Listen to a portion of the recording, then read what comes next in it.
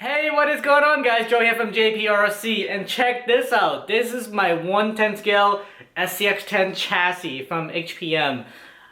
I mean, this is amazing. I just took delivery of it like 5 minutes ago. Let's bring it over to the bench area. We'll check it out in detail.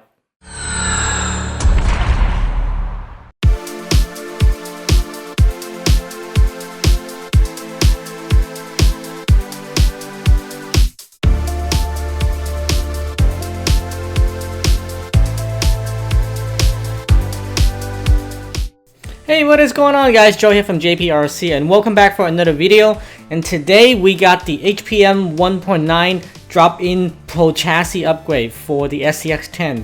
This is called the RS-X1 for rock scaling, the version 1 here. Now, the RC market today definitely is getting hotter and hotter than ever, and there are multiple vendors now releasing or soon to be releasing their own 110 scale crawler chassis, including Red Cat, HPI with the FJ Venture, and even Traxxas. They have jumped on board. And by the way, that Traxxas is pretty cool, and I have it on order already. And this is very exciting news for me, especially when I'm really into these RC crawling stuff. And when the big names out there are competing with each other, it is us, the consumers, that are gonna have to win at the end of the day. And personally, I cannot wait to see what Axial will do to try to top the features over the Traxxas, over the HPI model. But what we have here on the bench today is the 1.9 Pro chassis. It's a direct drop-in for the SCX10.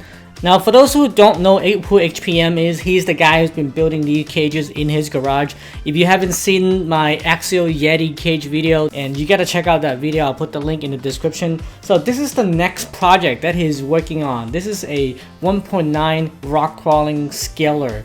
This will drop directly onto an Axial SCX10. The skid plate will mount perfectly into these existing holes right here.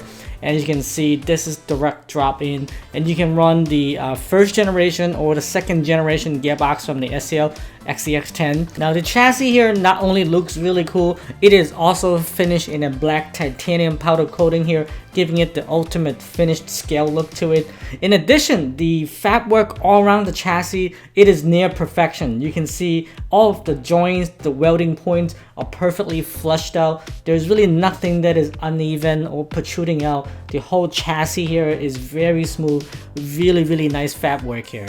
And in addition to the nice fab work and the top-notch quality on this chassis, it also has a lot of thought that went into it. And let's go over some of the features on it, right? So starting up front, you can see the aggressive bumper right here for the KLH style trailer rig. And it also has this place right here for mounting an existing winch that you have on your scaler crawler rig. And then moving on, you can see the chassis has this V shape from the front. It has the Jeep looking up front, and then extended out to the front windshield right there at a very nice angle. And then right below that chassis up front in the hood area, you get 8 individual shock mounting position for mounting different shock position, fine-tuning your shock performance. And right under the windshield, as you can see right here, this appears to be a place you can put a panel between the left and right so that you could put a battery in here. Now, in the back where the fuel cell area, it's also available if you want to put your battery in there. But if you want to put a scale fuel cell in the back, you may want to put the battery in the back. So right here, if you look at the side profile angle, right, this is pretty cool. This is exactly scale to a rock racer that you can see at the King of the Hammers. Now, what's really cool, I find most interesting, is the rock slider on the side right here. Let me move it to this angle. As you can see, this definitely has the panel that comes with it. Now, by the way, it comes with a 7-piece panel. I think the panels are optional when you order it in the link that I put in the description.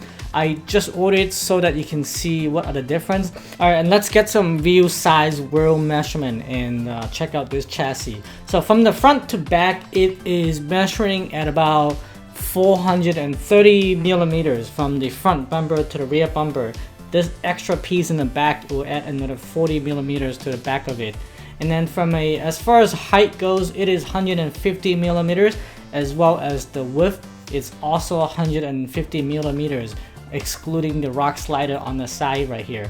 Now this chassis on the scale, it weighs 2 pounds and 9 ounces or 1.1 kilograms. So this is surprisingly lightweight given the fact that the entire thing is welded using 5mm stainless steel rods for most of the areas. Now for some of the areas such as the side panel, the roof support, the in-between cage tubing are actually 4mm rods. I kind of like that because it gives you the extra scale factor on it. And in the back right here, you also get 8 individual shock mounting positions for fine-tuning your shock performance again. And right in between those shock holes are the fuel cell placement. So if you're not going to put a battery in the back, you can put an axial plastic fuel cell for the scale appearance on it. And also this back piece right here sticking out, it is for mounting a spare tire so that it will fit perfectly right here. And right underneath that, you got the little bumper piece, but also this little tube right here. It is about 80mm in width. It is for mounting a sway bar to get that extra performance during cornering. So now let's shift the attention to the rock slider on the edge right here, right? It not only looks really scaled, but it also is cut out at this 45 degree angle here, so that when you're climbing over rocks and stuff, it will slide perfectly over. So when you have the extra panel, if you're not ordering the panel for all around the body, this is definitely the panel that is needed.